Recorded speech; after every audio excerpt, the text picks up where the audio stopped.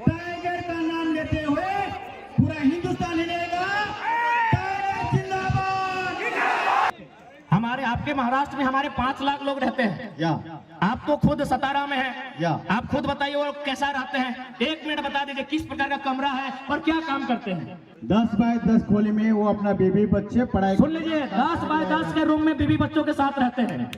10 bye 10 बुझा वो, यानी 2 आदमी सुतबार घरवा में हटा जी तो 10 बाय 10 के 10 बाय 10 इन्हें हम कोनो बोलने के लिए प्लानिंग करके नहीं लाए हैं। ये बल्कि ये स्कूल चलाते हैं, संस्था चलाते हैं। इनके पास भी बहुत सारे झारखंडी नौकरी करते हैं ना भाई। या हमारे जो भाई सुनील माने साहब, संजू जी माने हमारा दूसरा भाई है, वहाँ नौकरी करते हैं। बात बरोबर है? बरोबर है।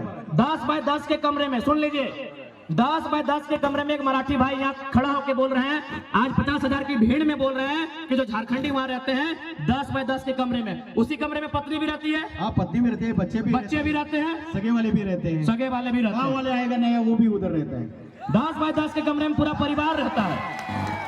हमारी लड़ाई कैसे गलत है भाई? कौन हिसाब से गलत है? अब एक बात हम क्लियर कहना चाहेंगे, जो लोग हमारी बात को सुन रहे हैं वह झारखंड के अलावा किसी राज्य से रहे।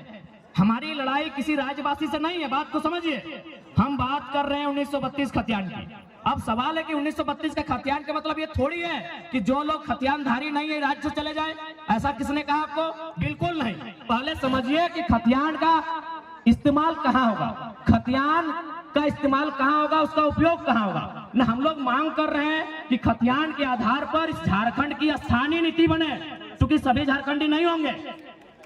140 करोड़ लोग झारखंडी नहीं होंगे। बात को समझिए, जितने भी गैर झारखंड के लोग यहाँ रहते हैं और अपने राज्य में भी, यानी दोनों राज्य में रहते हैं। बात को समझिए, भारत की अभी जनसंख्या मान के चलिए अनुमान 140 करोड़ है, अनुमान मानते हैं, और झारखंड की जनसंख्या मोटा मोटी 3.5 करोड़ है। तो भाई पूरा का पूरा 140 करोड़ झारखंडी नहीं हो सकता है। समझिए बात को, 140 करोड़ जो भारत की जनसंख्या है वो सबके सब झारखंडी नहीं हो सकते हैं। तो झारखंडी कौन है? तो जो झारखंड के भूभाग में रहते हैं। तो हमारे खतियान आधारित नीति का मतलब है कि इस राज्य के जो मूलवासी हैं, इस राज्य के बाहर जिनका सरकारी नौकरी के अलावे किसी सरकारी दस्तावेज में कोई नाम नहीं है, क्योंकि बहुत कोई रेलवे का नौकरी करते हैं, कोई इलाहाबाद में है, कोई कानपुर में है, कोई कर सेंट्रल नौकरी कोई कहीं कर सकता है, तो वहां सरकारी नौकरी में उसका नाम हो सकता है, लेकिन उसके अलावे उसका नाम किसी दस्तावेज में नहीं है। वो मूल रूप से झारखंडी है, जिनका सिर्फ और सिर्फ यही नाम है, यही दस्तावेज है, यही घर है, यही मकान है, यही सब कुछ है। अब सवाल है कि खतियान के आधार पर एक स्थानीय नीति बनेगी। उस स्थानीय नीति को लागू किया जाएगा जो झारखंड की वैकेंसी होगी। झारखंड की वैकेंसी मतलब दरोगा, चपरासी, होमगार्ड, जिला पुलिस, जेपीएससी, जेएसएससी, यानी झारखंड सरकार जो नौकरी निकालेगी, झारखंड सरकार जो बहाली लेगी, उस बहाली में लागू होगा कि जिनके पास स्थानीय प्रमाण पत्र है वही लोग फॉर्म को भरेंगे। इसका मतलब थोड़ी कि आप यहाँ व्यापार नहीं करेंगे, आप यहाँ काम धाम नहीं करेंगे, आप यहाँ रोजी रोजगार नहीं करेंगे, आप यहाँ कंपनी फैक्ट्री में काम नहीं करेंगे।